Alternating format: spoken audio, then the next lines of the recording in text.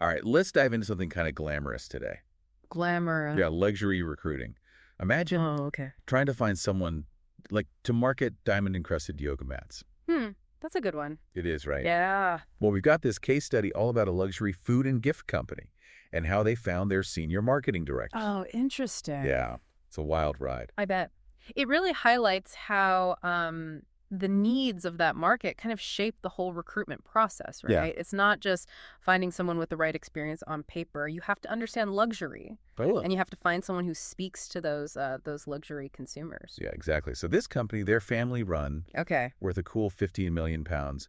They do those gourmet food and gift items you see, like at Harrods. Ooh, la la. Yeah, exactly. Selfridges, Yes. that kind of thing. But they're not just some small local shop. They're in over 40 countries. Wow. Okay, so global, but also very high-end. High-end, exactly. And they were trying to expand their website presence. Right. So they needed someone who could handle that. Yeah, bridge that gap between traditional luxury and the digital world. Right. So here's the thing. The company is based in Northeast England. Not exactly. That's not the first place you think of. Yeah. When you think luxury. Not at all. Okay, so So they had their work cut out for them. they did. It wasn't just about, like we said, the experience. It was also about finding someone who would be willing to relocate Yeah, or commute. or commute to kind of a Yeah. less obvious location. Interesting. So how did they do that? Well, they started by building this database of potential candidates. Okay. And they were all senior marketing directors in, you guessed it, Northeast England. All right, so very, very specific. Very specific. These are people with, like, serious track records. Okay. You know, people who are making, like, 135,000 pounds plus a 40% bonus. That's their target. Yeah, that's no joke. No joke. So I'm guessing they didn't just, like, send out a mass email No. to everyone on LinkedIn. Absolutely not. Okay. This is a much more personalized approach. Okay. They researched each potential candidate. I see. They really crafted, like, individual messages Oh, wow. highlighting the opportunity. So it was less mass marketing and more It's like exclusive. exclusive, yeah. Like you're being invited to a club. Exactly. And I think that's a really key thing in luxury. Yeah, it's about being hand-selected, right? Not just applying for a job. Totally. But, I mean, they must have still been going through A lot of resumes. a lot of resumes. So Yes. what did that evaluation process actually look like? It was thorough. Like, they started with resumes, Oh. looking for those standout achievements. All right, so more than just checking the basic qualifications. More than that. Okay. What else? They did interviews, of course. Of course. But then, get this, they used this special assessment called Okay. the Sales Experts. It's a mouthful. It's called the Sales Experts Marketing Intelligence Evaluation Assessment. Marketing intelligence. What is that? It's not just knowing, like, marketing 101, you know? It's about, like, can you think strategically? Okay. Can you analyze data? Uh-huh. Can you spot trends? Particularly within luxury. So not just someone who can, like, write a marketing plan, No. but really understands the market. Understands it, yeah. Okay, that makes sense. Remember, this is a high-stakes position. Right. They need someone to make an impact Yeah. immediately. So this assessment helped them find people who could actually do that. Oh. They had the knowledge and the experience. So what happened next? Did they, like, fly the people who aced that assessment out on a private jet to meet the CEO? Well, not a private jet, but they were on the fast track. Okay. Those top candidates went to the client for interviews. Okay. But the client only did a max of 3 interviews. Per candidate. Per candidate. Why? Was that to keep it exclusive or? Partly, but also efficiency. Right. They knew that if they dragged it out, they might lose these people. Yeah, of course. Competitors. Yeah. So they wanted to move quickly, but still, Keep people engaged. keep them engaged. So treating them like VIPs, Exactly. understanding their time is valuable. Right. Make it a positive experience. Even for people who don't get the job.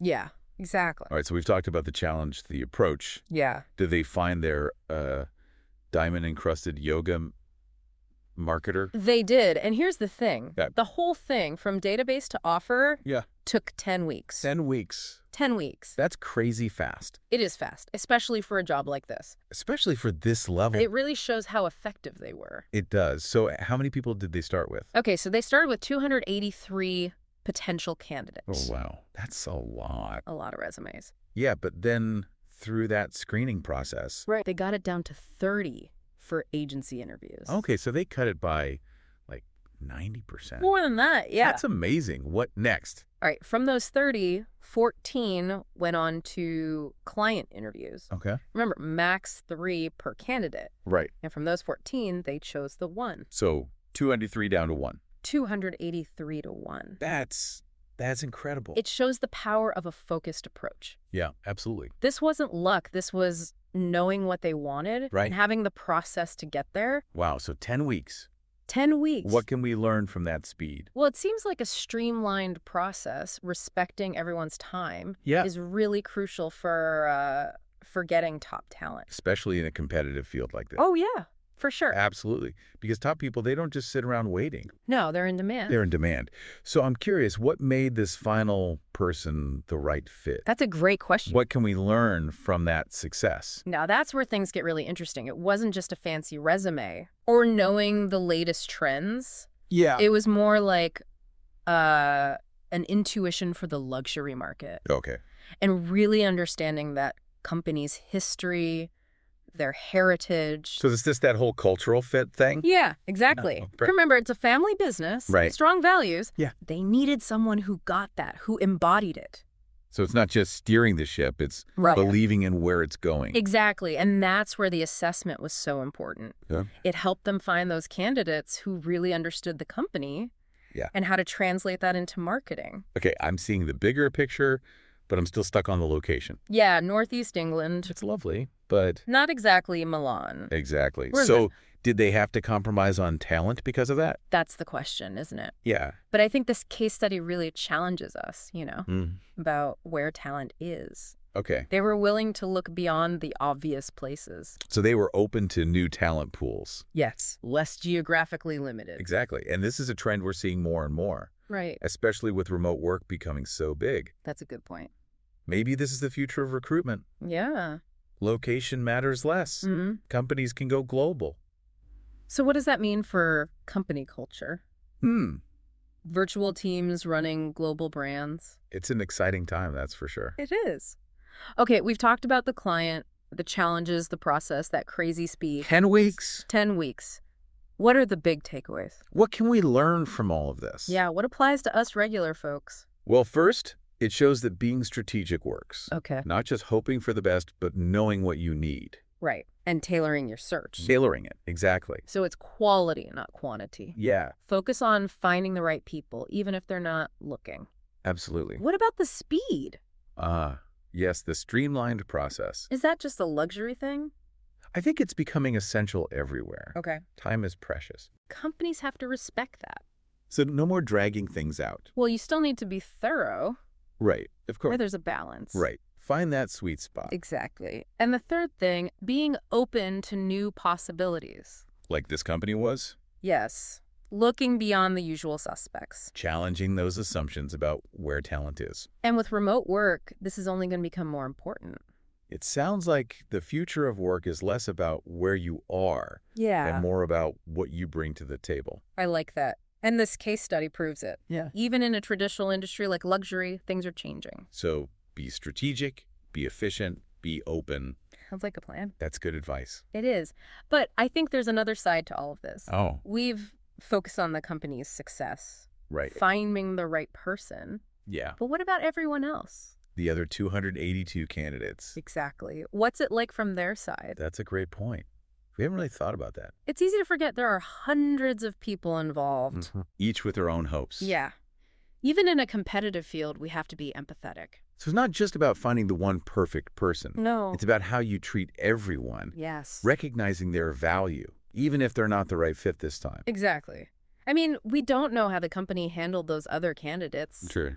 but it's worth thinking about, Yeah. Best practices for feedback, for maintaining relationships. Because those people might be perfect later on, Right. or they might know someone who is. It's about building a network, Yeah. fostering a community. That's an interesting thought. Makes me wonder how things like online networking Oh, yeah. are changing this whole world Are we moving away from traditional headhunting? toward something more open and collaborative. That's a big question. It is. It seems like this deep dive, even though it's focused on luxury, Yeah. is really making us think about the future of work in general, How will technology change things? work-life balance. How will that impact executives? Wow, so many things to consider. It's amazing, right? It is. This one case study has opened up so many ideas. It has. But before we get too lost in the future, Okay. I want to go back to something we mentioned earlier. That assessment, remember? The sales experts. Yeah, the marketing intelligence one. I want to know more about that. It was special. What were they looking for besides just marketing skills? It went deeper than that. They wanted to see if someone understood the luxury consumer, like psychologically. Oh, okay. So not just demographics and income. No, it's about why people buy luxury goods.